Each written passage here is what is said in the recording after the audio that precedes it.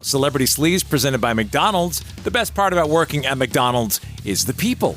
Ooh, I love this headline. Sydney Sweeney helps bust a home invader? Yeah, well, she's been filming that biopic on boxer Christy Martin. I don't know if you've seen pictures. She looks unrecognizable. She's got a mullet and dark hair. I could totally see how she looked. Remember, Christy Martin came in our studio. She was very nice. Very nice. And she had a rough go of it. Sydney Sweeney's doing that. Well, I guess she's using security cameras to keep an eye on her home in L.A. Very smart. Sounds like something Barnes would do. Well, early Monday, a burglar went into her property. She saw it and called the police. Seeing them on camera, they were able to bust the suspect after a neighbor's home was ransacked. Good for her. If you see something, say something, she said. And the thing right now, by the way, everyone's so into Nest and all these other Wi-Fi cameras. They're saying that people have these jammers that the people who are breaking into houses are, number one, jamming those signals so it's knocking them out. So it's best to have a wired security system. And also people are breaking in on second floors because usually they're not the extreme case of like the window things, you know, all that. Like they're going and getting ladders and just going in up top because it's not triggering anything. So break-ins are back. And Sydney Sweeney's not having any of it. No. I hate to read this. Mark Cuban signaling an end to his career as a reality TV star. Of course, we're talking about Shark Tank. Following their upcoming 16th season, Mark has, of course, saying goodbye. He's said he wanted to spend more time with his family. Really the main reason. Damon John, who, of course, one of the co-stars, crediting Mark Cuban for really saving Shark Tank from early cancellation by recognizing the potential of the series as a platform for entrepreneurship. I'm going to miss Mark on that show. He's my favorite one. Yeah, it was a bummer when he announced that last year that he was heading out because he just keeps it real on Shark Tank. Totally keeps it real. They have so many. Think about how many businesses after this many seasons that all those guys have. It's pretty crazy. And how much money. Some of them lose, but them getting on, it's a brilliant idea for a show. I know they stole it from Dragon's Den or whatever it's called, but still, brilliant. Have you seen photos of Kathy Bates lately? You know, she lost 100 pounds. Yeah, she's talking about how she lost 80 pounds. She really just changed her lifestyle and diet. And then another 20 pounds on Ozempic. I've lost 100 pounds, and it all just coincided beautifully so that physically, I'm capable of doing the show. I don't have to sit down. I can stand up all day long and walk and move and breathe and do so many things that I couldn't do before. You know what the thing is now? Everyone's concerned about Ozempic butt. Have you heard of that?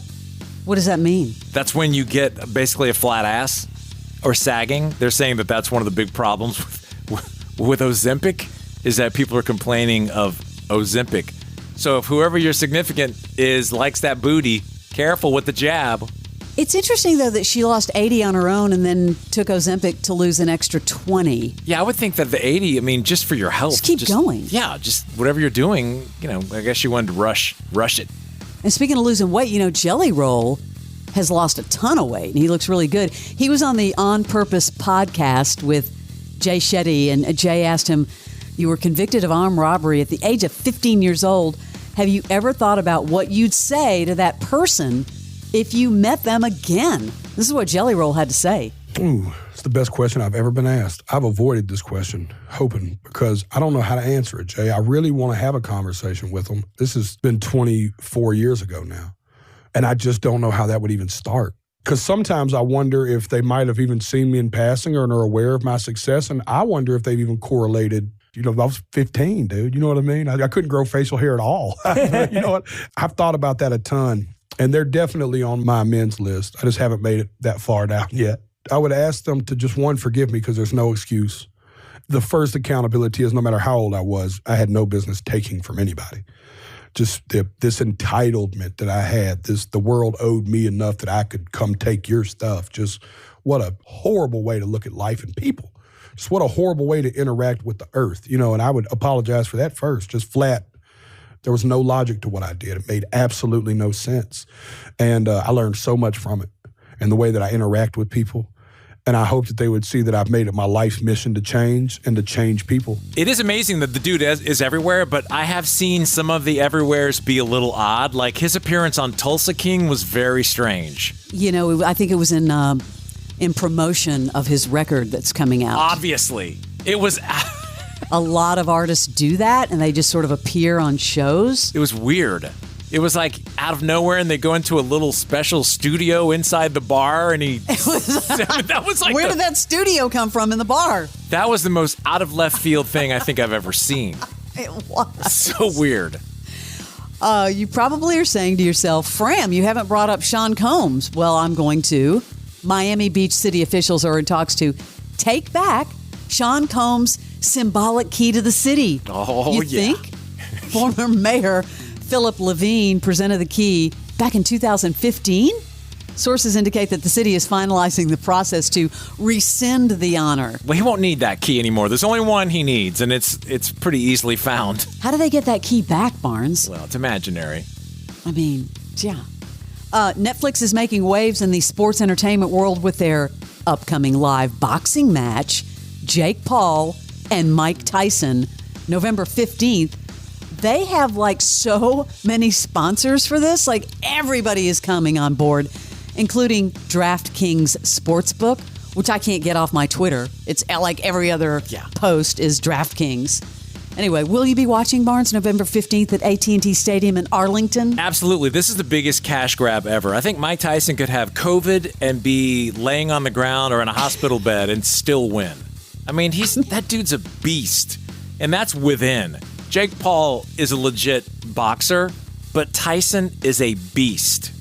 I don't see how he doesn't win. Do we think that Jake Paul took this, and they're like, here's some money on the side, you're going to lose? He's all about that money. I mean, he is going to get paid. Tyson's going to get paid. Everyone's going to get their pay. Did you know or realize that Pulp Fiction is turning 30? Man, that makes you feel old. Wow. Here's Samuel L. Jackson talking about it. People come of age and their parents let them watch it for the first time. And it's still like, it's the coolest they've ever seen in their lives. So I'm good with that. I mean, there are people who do their whole careers and nobody remembers anything. A lot of things I say in movies, people still say to me. So I don't know if it's me. I don't know if it's the writing. My favorite line from Pulp Fiction is... What country you from? What ain't no country I ever heard of? They speak English and what? I like that little segment. I mean, is there anybody cooler than Samuel L. Jackson? Zero. No. That is your Celebrity Sleaze.